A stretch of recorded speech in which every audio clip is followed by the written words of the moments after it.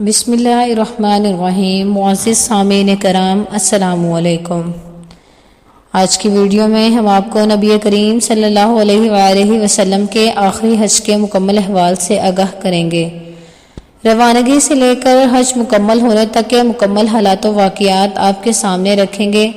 Video نہایت ہی اہم اور دلچسپ ہے، اس لیے ویڈیو کو سکپ کیے بغیر پوری ویڈیو ضرور دیکھیے گا۔ معزز سامعین کرام، یاد رہے کہ 10 ہجری میں حضرت صلی اللہ علیہ وآلہ وسلم نے حج کا ارادہ فرمایا، جو آپ صلی اللہ علیہ وآلہ وسلم کا آخری حج تھا، اور اس حج کو حجۃ الوداع بھی کہا جاتا ہے۔ آپ صلی اللہ علیہ وآلہ وسلم 24/10 ہجری کے جمعرات کے دن مدینہ منورہ سے حجۃ الوداع کے لیے روانہ ہوئے۔ روانگی کے وقت روانہ ہونے سے پہلے بالوں میں کنگھا کیا، سر مبارک پر تیل لگایا، مدینہ منورہ میں ظہر کی نماز ادا فرمائی اور عصر کی نماز ذوالحلیفہ میں ادا فرمائی۔ معزز سامعین، روایات بتاتی ہیں کہ اس سفر میں آپ صلی اللہ علیہ وآلہ وسلم کی تمام ازواج مطہرات بھی ساتھ تھیں۔ ان کی تعداد اس وقت 9 تھی۔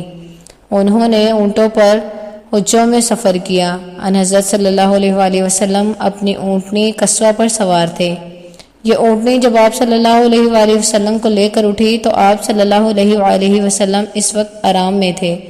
قصوہ پر اس وقت ایک پرانا کجاوا تھا جو 4 درہم قیمت کا رہا ہوگا، اور آپ صلی اللہ علیہ وآلہ وسلم کے اوپر چادر بھی معمولی سی تھی۔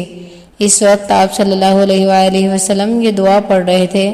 دعا کا ترجمہ معزز سامعین کچھ اس طرح ہے: اے اللہ، اس حج کو مقبول بنا دے، اور ایسا بنا دے جس میں نہ تو ریاکاری اور دھوکہ ہو، اور نہ دکھاوا، اور نہ ظاہر داری ہو۔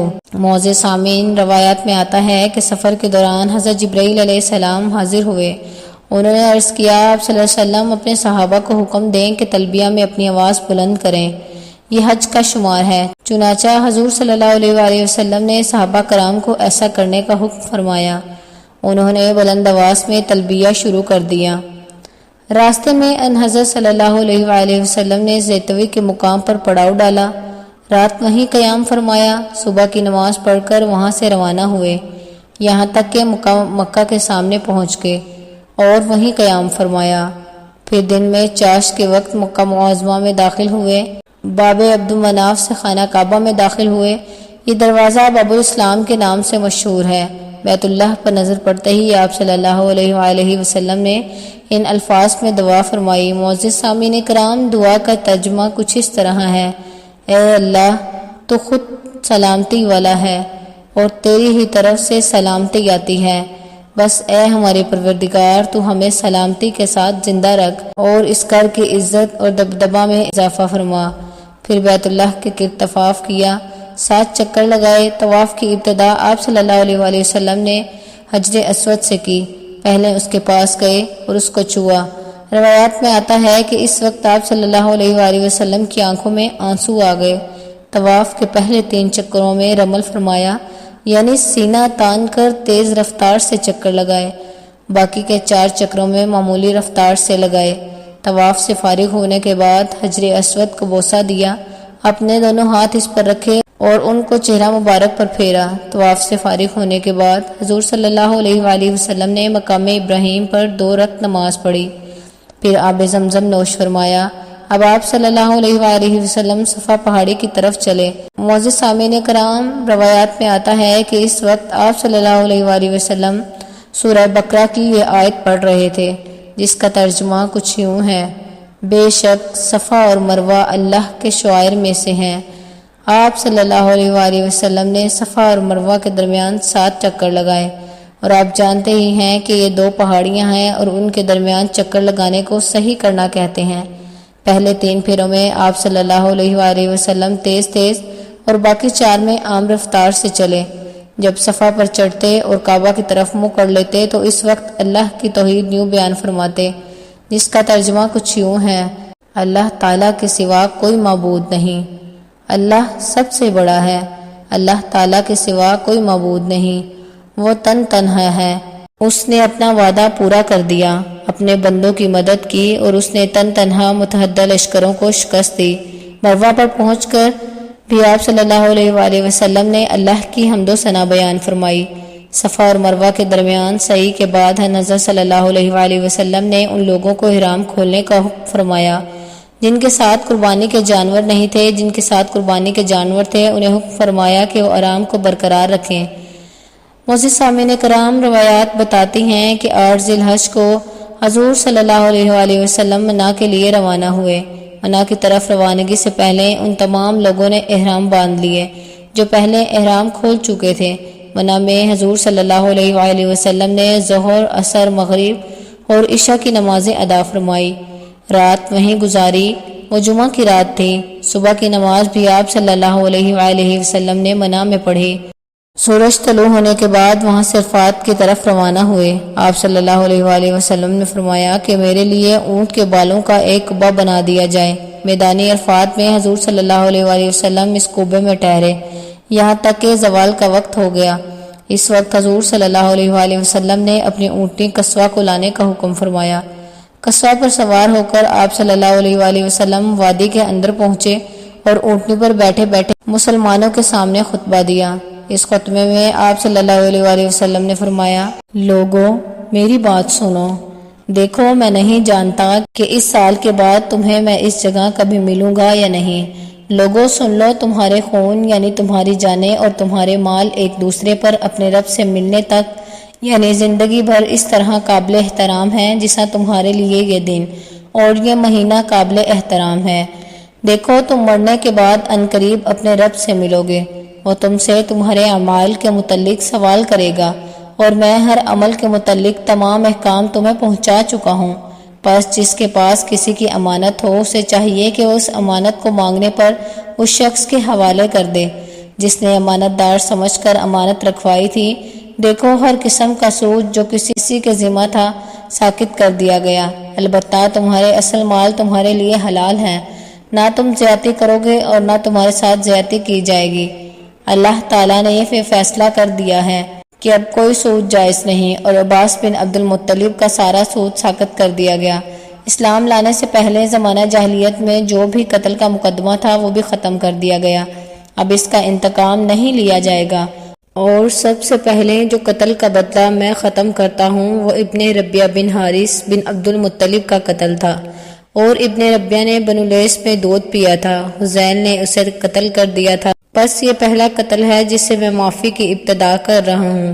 لوگوں غور سے سنو، شیطان اس بات سے مایوس ہو چکا ہے، اب اس سرزمین میں کبھی اس کی عبادت نہیں کی جائے گی، لیکن اگر اس کی اطاعت کرو گے تو وہ تمہارے ان گناہوں سے جنہیں تم معمولی سمجھتے ہو راضی ہو جائے گا۔ اس لیے تم لوگ دین کے معاملے میں شیطان سے بچتے اور ڈرتے رہو۔ لوگوں غور سے سنو، تمہاری عورتوں پر تمہارا حق ہے اور تم پر ان عورتوں کا حق ہے۔ عورتوں کے ساتھ حسن سلوک اور بھلائی کرتے رہو کیونکہ وہ تمہارے پاس قیدیوں کی طرح ہیں، تم نے انہیں اللہ کی امانت کے طور پر حاصل کیا ہے۔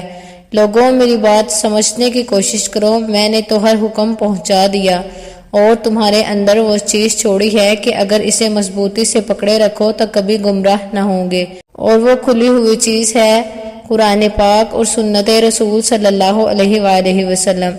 لوگوں میری بات سن کر غور کرو، خوب سمجھ دو کہ ہر مسلمان دوسرے مسلمان کا بھائی ہے اور تمام مسلمان بھائی بھائی ہیں، لہٰذا کسی بھی آدمی کے لیے اپنے بھائی کی کوئی چیز بلا اجازت حلال نہیں، ہاں مگر اس وقت جب وہ دل کی خوشی سے کوئی چیز دے دے۔ بس تم لوگ اپنے آپ پر کسی بھی حالت میں ظلم مت کرنا۔ لوگوں بتاؤ میں نے تبلیغ کا حق ادا کر دیا؟ لوگوں نے جواب میں کہا یقیناً یقیناً۔ اس پر آپ صلی اللہ علیہ وآلہ وسلم نے آسمان کی طرف رخ کیا اور شہادت کی انگلی اٹھا کر فرمایا، اللہم اشہد اللہم اشہد اللہم اشہد۔ اے اللہ آپ گواہ رہیے گا، اے اللہ آپ گواہ رہیے گا، اے اللہ آپ گواہ رہیے گا۔ معزز سامعین، یہ تھا نبی کریم صلی اللہ علیہ وآلہ وسلم کا حجۃ الوداع کا خطبہ۔ روایات بتاتی ہیں کہ خطبے سے فارغ ہو کر آپ صلی اللہ علیہ وآلہ وسلم نے حضرت بلال رضی اللہ عنہ کو اذان کا حکم دیا۔ اذان کے بعد ظہر کی تکبیر کہی گئی اور نماز ادا کی گئی۔ پھر عصر کی نماز کے لیے تکبیر کہی گئی اور نماز ادا کی گئی، یعنی دو نمازیں ایک ساتھ ادا کی گئی۔ دونوں نمازوں کے لیے اذان ایک کہی گئی اور تکبیریں الگ الگ ہوئی۔ روایات میں آتا ہے کہ عرفات میں ایک جماعت خدمت اقدس میں حاضر ہوئی۔ انہوں نے پوچھا، حج کس طرح کیا جاتا ہے؟ آپ صلی اللہ علیہ وآلہ وسلم نے ارشاد فرمایا، حج دراصل وقوف عرفات کا نام ہے، یعنی عرفات میں ٹھہرنا، حج کرنا ہے۔ عرفات کا پورا میدان وقوف کی جگہ ہے۔ اب آپ صلی اللہ علیہ وآلہ وسلم مشعر الحرام یعنی مزدلفہ کے لیے روانہ ہوئے۔ اس وقت آپ صلی اللہ علیہ وآلہ وسلم نے حضرت اسامہ بن زید رضی اللہ عنہ کو اپنے پیچھے بٹھا لیا۔ آپ صلی اللہ علیہ وآلہ وسلم لوگوں کو اطمینان سے چلنے کا حکم فرماتے رہے۔ اس طرح مزدلفہ پہنچے، یہاں مغرب اور عشاء کی نمازیں ایک ساتھ ادا فرمائی۔ یہ دونوں نمازیں عشاء کے وقت پر پڑھی گئی۔ عورتوں اور بچوں کے لیے آپ صلی اللہ علیہ وآلہ وسلم نے حکم فرمایا کہ آدھی رات کے 1 گھنٹے بعد ہی مزدلفہ سے منع روانہ ہو جائیں، تاکہ وہاں ہجوم ہونے سے پہلے شیطان کو کنکریاں مار سکیں۔ فجر کا وقت ہوا تو آپ صلی اللہ علیہ وآلہ وسلم نے مزدلفہ میں منہ اندھیرے ہی نماز پڑھائی اور پھر سورج نکلنے سے پہلے ہی منع کی طرف روانہ ہوئے۔ جمرہ عقبہ یعنی بڑے شیطان پر پہنچ کر آپ صلی اللہ علیہ وآلہ وسلم نے 7 کنکریاں ماری۔ یاد رہے، شیطانوں کو کنکریاں مارنے کے عمل کو رمہ کہتے ہیں۔ یہ کنکریاں مزدلفہ سے چون لی جاتی ہیں۔ ہر کنکری مارتے وقت آپ صلی اللہ علیہ وآلہ وسلم اللہ اکبر کہتے رہے۔ اس وقت بھی آپ صلی اللہ علیہ وآلہ وسلم اونٹی پر سوار تھے۔ حضرت بلال اور حضرت اسامہ رضی اللہ عنہ آپ صلی اللہ علیہ وآلہ وسلم کے پاس تھے۔ حضرت بلال رضی اللہ نے آپ صلی اللہ علیہ وآلہ وسلم کی اونٹنی کی لگام پکڑ رکھی تھی اور حضرت اسامہ آپ صلی اللہ علیہ وآلہ وسلم کے اوپر کپڑے سے سایہ کیے ہوئے تھے۔ روایات میں آتا ہے کہ اس موقع پر آپ صلی اللہ علیہ وآلہ وسلم نے مسلمانوں کو خطبہ دیا۔ اس میں ایک دوسرے کے مال اور عزت کو حرام قرار دیا۔ آپ صلی اللہ علیہ وآلہ وسلم نے ذی الحج کی 10ویں تاریخ کو حرمت کا دن قرار دیا اور فرمایا، اے لوگو، تمہارا خون، تمہارا مال اور تمہاری عزت اور ناموس تمہارے درمیان ایک دوسرے پر اسی طرح حرام ہے جس طرح یہ دن تمہارے لیے حرمت کا دن ہے، جس طرح اس شہر کی حرمت ہے اور جس طرح اس مہینے کی حرمت ہے۔ یہ الفاظ کئی بار فرمائے، آخر میں دریافت فرمایا، اے لوگو، کیا میں نے تبلیغ کا حق ادا کر دیا؟ لوگوں نے اقرار کیا۔ پھر آپ صلی اللہ علیہ وآلہ وسلم نے فرمایا، اب تم میں سے جو موجود ہے وہ غائب تک کی تبلیغ پہنچا دے۔ میرے بعد تم کفر کی تاریکیوں میں نہ لوٹ جانا کہ آپس میں ایک دوسرے کی گردنیں مارنے لگو۔ آپ صلی اللہ علیہ وآلہ وسلم نے لوگوں سے یہ بھی فرمایا کہ وہ مجھ سے حج کے مناسک یعنی ارکان سیکھ لیں، کیونکہ ممکن ہے اس سال کے بعد مجھے حج کا موقع نہ ملے۔ اور معزز سامعین، ایسا ہی ہوا، کیونکہ اس حج کے صرف 3 ماہ بعد آپ صلی اللہ علیہ وآلہ وسلم کی رحلت ہو گئی۔ معزز سامعین، اس کے بعد آپ صلی اللہ علیہ وآلہ وسلم منی میں قربانی کی جگہ تشریف لائے اور 63 اونٹ قربان فرمائے۔ یہ سب جانور آپ صلی اللہ علیہ وآلہ وسلم مدینہ منورہ سے ہی لائے تھے اور اپنے دستے مبارک سے ذبح فرمائے، گویا اپنی عمر کے ہر سال کے بدلے ایک جانور قربان فرمایا۔ روایات میں آتا ہے کہ قربانی کے گوشت میں سے آپ صلی اللہ علیہ وآلہ وسلم کے لیے کچھ گوشت پکایا گیا اور آپ صلی اللہ علیہ وآلہ وسلم نے تناول فرمایا۔ باقی اونٹوں کو ذبح کرنے کے لیے آپ صلی اللہ علیہ وآلہ وسلم نے حضرت علی رضی اللہ عنہ تعالیٰ کو حکم فرمایا۔ کل 100 اونٹ تھے۔ اس طرح 37 اونٹ حضرت علی رضی اللہ تعالیٰ عنہ نے ذبح فرمائے۔ آپ صلی اللہ علیہ وآلہ وسلم نے ان جانوروں کا گوشت اور دوسری چیزیں لوگوں میں تقسیم کرنے کا حکم فرمایا۔ معزز سامعین، یاد رہے، منی کا تمام مقام قربانی کرنے کی جگہ ہے۔ اس کے کسی بھی حصے میں جانور قربان کیا جا سکتا ہے۔ قربانی سے فارغ ہونے کے بعد آپ صلی اللہ علیہ وآلہ وسلم نے سر منڈوایا۔